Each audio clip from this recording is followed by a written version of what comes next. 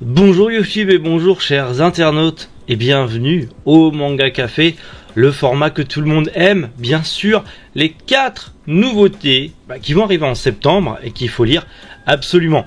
Bien sûr, ces mangas que je vais vous présenter ne sont pas encore sortis, donc oui, je les ai lus en scan, pas de manière très légale, je vous l'accorde, mais dans tous les cas, c'est 4 mangas que j'achèterai aussi à la sortie, comme ça a été le cas notamment pour Tesla Note, A Golden Guy, ou encore Mon mari dort dans le congélateur, ou Neko Gahara. Vous le savez que ces 4 mangas que je vous présente, ce sont des mangas que j'ai lus, que j'ai appréciés, et que je vais acheter. Donc voilà, vous inquiétez pas, il n'y a pas de ah mon dieu, encouragement à la lecture illégale, c'est juste pour me faire une idée et pouvoir vous présenter et du coup potentiellement vous donner envie de débuter ces 4 nouvelles séries qui justement vont commencer en septembre.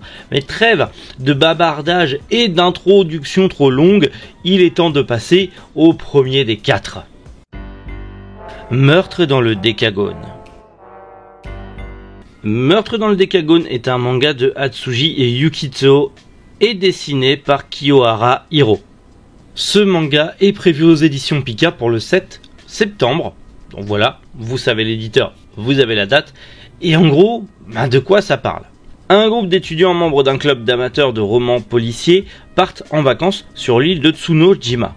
Bon, jusque là, la petite île, un petit peu isolée, un groupe...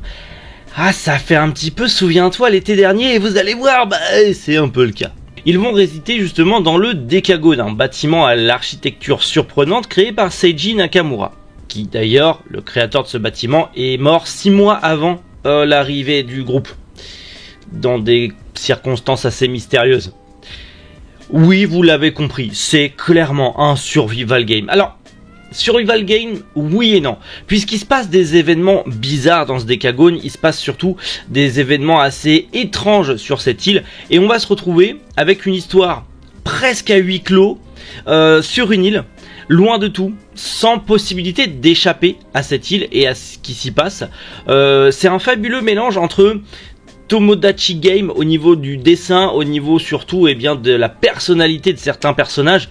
On est un peu dans ce genre de survival game. Il y a un petit côté un peu île horrifique la nuit dans le même genre que l'île de Ozuki. J'aime beaucoup. En plus c'est pas une série longue parce que c'est une série qui est en 5 tomes. Elle est terminée en 5 tomes au Japon. Donc c'est pas une série longue. Et voilà, c'est vraiment, on est sur un mélange entre un truc de détective d'enquête parce que en gros, le club en tout cas qui est présent, tous nos héros en fait sont fans de livres de romans policiers style Agatha Christie, Hercule Poirot et compagnie. Et donc du coup on est plongé un petit peu dans cette atmosphère, tout en flirtant un petit peu avec l'étrange, avec des dessins très sombres, vraiment des dessins très sombres, très organique, très gras pour vraiment montrer la pesanteur de l'ambiance de l'île et la pesanteur de l'ambiance du Décagone. Non, franchement, j'aime bien. Je suis friand, moi, de ce genre de truc un petit peu survival game, un petit peu enquête, un petit peu bizarroïde, un petit peu il y a un assassin caché. Souviens-toi l'été dernier, Scream et compagnie. Moi, j'aime bien ce genre de délire. Donc... Franchement, ouais, j'ai vraiment aimé. Alors, j'ai lu que le premier tome parce que je ne veux pas me spoiler le reste. Le reste, j'attendrai la sortie française chez Pika pour me lire tout d'un coup. Parce que c'est en 5 tomes, donc je pense que je vais attendre la sortie des 5 tomes et je vais tout me lire d'un coup parce que ça sera beaucoup mieux. Mais clairement, si vous avez aimé tout ce qui est... déjà, si vous aimez tout ce qui est un petit peu, truc d'horreur à huis clos, machin, tout ça, les trucs policiers avec genre Cluedo, quoi. Où est l'assassin, qui a tué qui en vrai, les survival games classico manga, les personnages forts et un petit peu torturés. Si vous avez aimé donc Tomodachi Game, si vous avez aimé The Killer Inside par exemple, vous aimerez Meurtre dans le Décagone. Franchement, je vous le conseille, c'est vraiment un très bon manga. J'espère qu'il aura du succès et de la notoriété et qu'on entendra parler, même si c'est vrai que ce genre de lecture, ça passe très vite à la trappe malheureusement. Parce que c'est un genre qui est très bon malgré tout et ça mérite plus de visibilité. Trillion Game. Bien sûr, j'étais obligé d'en parler, j'aurais très bien pu aussi parler de la Perfect de Sanctuary qui sort aussi bien évidemment chez Glénat, mais non, là on va parler de Trail Game puisque c'est la première fois que c'est édité en France. Sanctuary, on avait déjà eu une ancienne édition, là c'est une réédition perfecte. Ça aurait été un petit peu redondant d'en parler, mais même si Sanctuary c'est un très bon manga, allez-y foncez. Trillion Game est un manga scénarisé par Ichiro Inagaki, le mangaka de Heichi 21 et de Dr. Stone, et ouais, rien que ça, et dessiné par Ryoichi Ikegami, le dessinateur notamment de Sanctuary, Hit et de l'excellentissime Crying Freeman. D'ailleurs, je pose ça là, si quelqu'un a le tome 5 de Crying Freeman, je suis preneur, c'est le seul qui me manque de la collecte, très dur à trouver, si vous l'avez, envoyez-moi un MP, on en discute. Dans Crying Freeman, on va y suivre Gaku, un geek timide, et Haru, le beau gosse tchatcheur de génie qui se la pète beaucoup. Bref, c'est un peu le duo que l'on voit un petit peu dans tout ce genre justement de fiction, puisque en gros leur but, enfin surtout le but de Haru, c'est d'avoir $1 trillion. Oui, $1 trillion, c'est beaucoup d'argent. C'est au-dessus du milliard, c'est 100 milliards de dollars, donc c'est plutôt cool comme projet, faut-il y arriver, mais est-ce qu'ils vont y arriver, ça vous verrez. Alors bien sûr, on est dans un thriller très suspense, très argent, très manipulation psychologique, comme c'est le faire bien évidemment les deux messieurs qui sont derrière ça. C'est un très bon manga, déjà le dessin, est-ce que j'ai besoin de parler du dessin tellement il est sublime. Bien sûr, si vous avez aimé les films dans le genre du loup de Wall Street, vous allez aimer Trail Game. C'est vraiment, c'est un trait particulier, ça fait un peu style très fin d'années 80, début 90. On est vraiment dans la même vanne au niveau du dessin qu'un Crying Freeman ou qu'un Sanctuary, bien que le trait est plus dans l'air du temps malgré tout, mais il y a quand même la patte graphique, donc ça peut pas plaire à tout le monde. Là c'est vraiment, on va dire, c'est plus pour un public adulte, mais clairement j'ai adoré ce duo un petit peu dissonant entre le geek un peu timide, passionné d'informatique, qui a pas confiance en lui, et le beau gosse qui se la pète, qui se donne des airs, qui t'as l'impression en fait il se donne tellement des airs qui ment sur tout ce qu'il est en train de dire et qui se la pète dans le vide, et au final quand tu le mets au pied du mur, le mec non, mais en fait il se la pète pas réellement, enfin il se la pète mais parce qu'il a les moyens de se la péter. C'est vraiment un génie, deux génies ensemble, deux caractères différents qui vont faire des étincelles. Ça, c'est drôle, franchement le premier tome est incroyable. Je connaissais ce manga mais je l'avais jamais lu, je savais qu'il existait quand j'ai vu Glénat l'éditer. Je me suis dit bon, faut que j'en parle, j'ai bien fait d'en parler, parce que c'est juste un très très bon manga, et bien évidemment que je vais suivre l'apparition avec attention. Pour rappel, c'est dispo chez Glénat à partir du 7 septembre également. De bons mangas qui sortent en début septembre. Franchement, je sais pas ce qu'il vous faut de plus pour kiffer et commencer de nouvelles séries plutôt intéressantes. La déesse de 3000 ans. Un manga assez particulier, mais franchement j'ai apprécié ma lecture. C'est prévu pour le 22 septembre chez Michel Lafon. C'est un manga de Kato Fumitaka. C'est d'ailleurs son tout premier manga. C'est un manga court en 3 tomes. Pour un premier manga, en plus une histoire courte, j'ai été choqué par les dessins. Il y a certaines planches qui sont monstrueuse, ça m'a éclaté la tête de détails. Ça a été le plus gros point fort de cette histoire, c'est ces dessins monstrueux. Ça m'a éclaté la tête, je revenais pas. Clairement, là je vous ai montré des planches, c'est monstrueux. Mais en vrai, de quoi ça parle? C'est simple. On y suit Junzo Shiba qui fait la rencontre de Kamikino Mitama, une divinité d'un tout petit village de montagne. Il vient à lui parler et cette divinité lui révèle qu'elle souhaite vivre une vie normale. Et pour le coup, Junzo doit devenir son futur mari pour que Mitama puisse devenir une humaine et enfin vivre une vie normale. Ouais, clairement le gars se balade dans la montagne, il se fait une rando, il tombe sur un buisson avec un visage humain, la déesse lui dit oui je suis une déesse, aide-moi à sortir de ce buisson, la nana sort habillée en écolière, Japon, qu'est-ce que tu veux que je te dise, Japon, et du but en blanc, c'est en mode vas-y viens on se marie, comme ça je deviens humaine et comme ça je suis tranquille. Et je t'aime en fait. Non mais meuf, on vient de se rencontrer. Ouais, mais je suis une déesse, je vois l'avenir, ta gueule, c'est magique. Et le gars est en mode, oh, mon dieu, elle est trop mignonne. Mais le mec, en 2 pages, il est déjà cuck. Il est déjà en train de se faire cuckette par la divinité, c'est incroyable. Il y a des running gags pas possibles en mode à chaque fois, genre en gros quand elle ment, la vérité, il y a le mot, le kanji du mot, sa pensée en fait, en gros, symbolée par un kanji, s'affiche sur son front et lui du coup arrive à le voir. Donc en fait parfois elle lui ment et en mode lui il voit la vérité sur son front et il est en mode elle me ment, mais elle est trop kawaii. Je sais plus, il mange des plats et elle se transforme en démon, elle prend l'apparence d'un oni, donc d'un démon, il est en mode elle est trop mignonne en démon. Enfin, le mec est cuequette comme c'est pas permis, ça va ultra vite, parce que en gros, en 2 tomes, ils vont devoir trouver son seau, vous savez les petits tampons japonais, Louis-san s'en plaint beaucoup, ou Tev aussi, beaucoup s'en sont plaints de ces putains de seaux japonais. Elle a besoin de ce seau pour officialiser leur mariage dans le monde magique des esprits, pour pouvoir devenir humaine et se marier avec lui dans le monde réel. Sauf qu'elle l'a perdu, elle sait plus où elle l'a foutu. Donc ils vont parcourir la montagne, le village des divinités et tout ça. Donc lui, pauvre humain, est complètement paumé dans ce monde gigantesque et magnifique. Il va rencontrer plein d'autres divinités, tout ça. Et elle va essayer de chercher désespérément son putain de tampon. Et du coup, ça va aller de situation rocambolesque. C'est vraiment, c'est un peu, c'est onirique dans l'esprit des yokai, des divinités japonaises, tout en étant un peu gag manga. C'est un très bon mélange. Au début, j'étais un peu en mode ça va à 100 à l'heure. Ah, c'est chiant. Ah, nani, ça va pas. Et au final, je me suis pris au jeu et c'est 3 tomes. Pour le coup, j'ai lu les 3 tomes d'un coup. J'ai pas réussi à m'arrêter parce que j'étais à fond dedans. On a un fameux mélange de school life, slice of life, yokai monde des esprits, gag manga. Mais c'est tellement finement amené, finement entrelacé, finement écrit. Pour un premier manga, je vous le dis, pour un premier manga au niveau du dessin, au niveau de l'écriture, au niveau du scénario, je suis sur le cul. Ce manga m'a foutu sur le cul, c'était pas possible.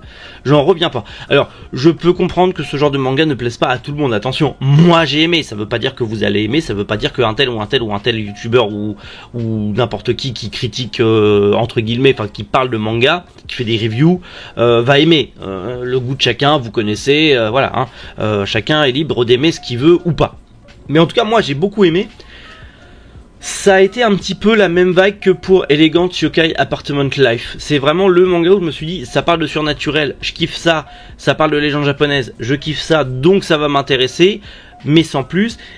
Ah, c'est un truc un peu cucu. Ah, ça me saoule. Tu continues la lecture et t'es en mode, ah, oh, le coup de foudre, j'aime ce manga, mon dieu, c'est incroyable. C'est carrément ça. Donc ouais, la déesse de 3000 ans. Franchement, c'est en 3 tomes comme je vous l'ai dit, donc c'est vraiment cool. Allez-y, si vous aimez tout ce qui est surnaturel, si vous aimez Elegant Apartment Life, enfin Elegant Yokai Apartment Life, si vous aimez un peu voilà les trucs un peu surnaturels avec les yokai, les divinités, tout en étant un peu slice of life, les mangas de romance, parce qu'il y a de la romance entre ces deux-là au final, même si c'est un peu cucked, mais c'est très drôle du coup. Allez-y, franchement. C'est une lecture qui change. Enfin, moi, en tout cas, ça a été une lecture qui m'a changé de ce que je lis d'habitude. Très poétique, très légère. Franchement, j'ai adoré. Vraiment, la petite lecture parfaite pour la rentrée. Je peux que vous le conseiller. Comme je vous l'ai dit, c'est chez Michel Lafon. En 3 tomes. Le premier tome sort le 22 septembre. Que dire de plus à part, encore une fois, hein, allez-y, foncez, ça vaut le coup. Treat Zone. Et pour ce dernier, Treat Zone, c'est un manga en 2 tomes. Et j'ai été agréablement surpris, même si on sent que ça a été un petit peu, ça a été un petit peu condensé, un petit peu abrégé. Malgré tout, c'est un très bon manga. Il est écrit et dessiné par Ryoichi Shinya. Il arrive aux éditions Vega Dupuis au prix de 8€ le 9 septembre. Donc voilà, en plus comme je vous l'ai dit, c'est en 2 tomes chez Vega Dupuis, donc 8€, ça fait 16€ les 2 mangas.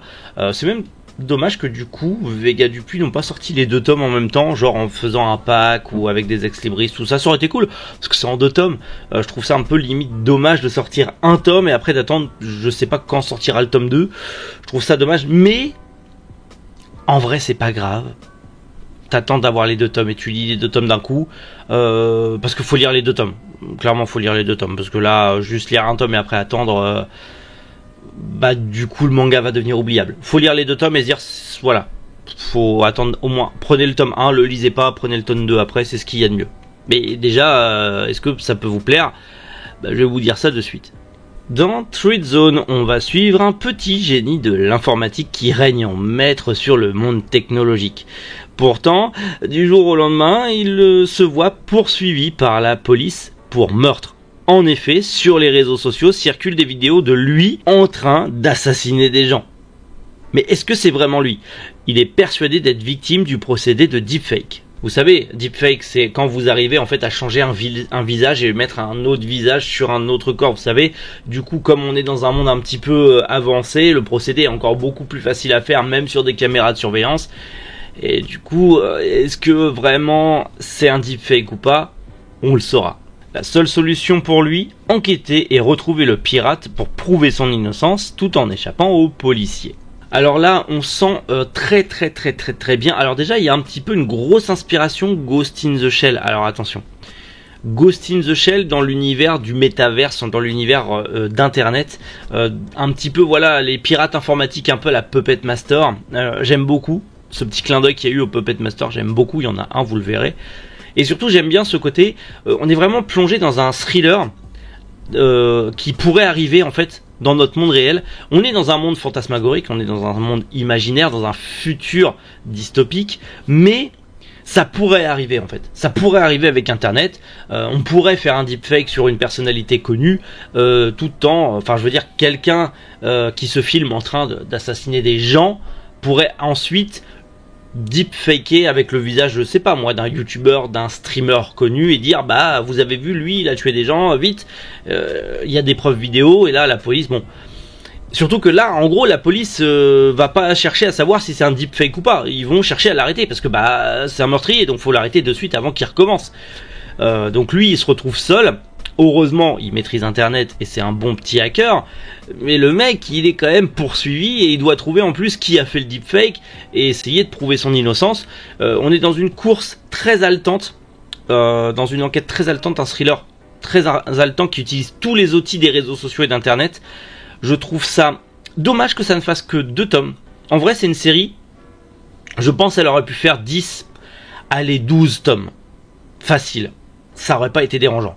Là, ça va à 100 à l'heure, ça va même trop vite, malheureusement. Mais le propos est intéressant, le propos de comment les réseaux sociaux et Internet peuvent être utilisés à mauvais escient pour nuire à quelqu'un, c'est bien amené, c'est très intéressant. C'est vrai qu'après, bon, comme je dis, c'est abrégé. On sent que ça a été abrégé, on sent que voilà, c'est vraiment les balbutiements de potentiellement d'œuvres qui pourraient être encore mieux. Puisqu'effectivement, Treat Zone est le tout premier manga de Ryoichi Chinya. On sent qu'il y a ce côté, c'est le premier manga, c'est un petit peu brouillon, c'est un petit peu voilà hésitant, l'idée était condensée, on sent que c'est un premier jet, mais par contre, en termes de science-fiction, en termes de thriller, en termes d'enquête policière, on va dire la construction d'Internet et l'utilisation d'Internet et des réseaux sociaux, il y a quelque chose que l'auteur peut réutiliser dans une autre œuvre, peut-être plus dystopique, peut-être même plus sombre encore. Clairement, il y a quelque chose à apprendre, il y a quelque chose à faire dans ce manga. Le dessin, alors le dessin peut rebuter parce que ça a l'air un petit peu enfantin. On sent que c'est voilà, ça fait un dessin très très jeune, très amateur, mais j'aime beaucoup. J'aime beaucoup, ça, c'est un petit manga sympa, ça plaira pas à tout le monde, faut aimer les thrillers, faut aimer tout ce qui est justement enquête policière et tout ça, mais pour le coup, si vous aimez ce genre, vous serez pas déçus. Si vous aimez un peu la SF dystopique, genre Black Mirror et compagnie, vous allez aimer, sûr et certain. Par contre, malheureusement, c'est en 2 tomes, c'est très rapide à lire, et j'aurais aimé en avoir plus. Mais bon, on va suivre l'auteur en espérant qu'il nous ponde quelque chose d'encore meilleur. Bon bah voilà, 4 mangas que j'ai à vous conseiller pour septembre. Si vous ne saviez pas quelle lecture commencer en septembre, eh ben vous avez ces 4 là. Bien sûr, il y a plein d'autres nouveautés qui vont sortir justement en septembre, notamment des Perfect Edition. Je vous l'ai dit, il y a Sanctuary, il y a City Hunter aussi qui est prévu. Donc il y a plein de choses qui vont sortir, voilà. Mais voilà, ces 4 là, c'était ma petite sélection. Je me suis dit que ces 4 là, c'était vraiment les mangas qui me plaisaient le plus. Je les ai lus et j'ai pas été déçu. Après, à vous de voir si vous voulez les lire ou pas, si vous voulez découvrir, même si je sais que beaucoup d'entre vous ont tendance à me dire que bordel, tu nous conseilles plein de mangas, mais j'en ai déjà plein à finir, s'il te plaît, arrête. Mais oui, mais la passion, je vous l'ai déjà dit, la passion brûle, elle est débordante, elle est dévorante, bien sûr, bien sûr. Bref, dans tous les cas, bonne lecture tout le monde, bon achat. Moi, je suis encore en vacances, mais ne vous inquiétez pas. Encore une semaine sans Manga Café News et après on revient en force. N'oubliez pas qu'il y a toujours le tournoi des youtubeurs manga qui est en cours. Et c'est salé, hein. C'est salé, hein. C'est waouh. Je m'attendais à ce que ça fasse du remue-ménage, mais à ce point-là, ouais, c'est chaud quand même. Mais on se marre bien. Même si j'ai été éliminé premier tour. Mais on se marre bien. Bref, dans tous les cas, prenez soin de vous. Passez une excellente journée. Un bon week-end. C'était Méric. Bonjour. Les internautes.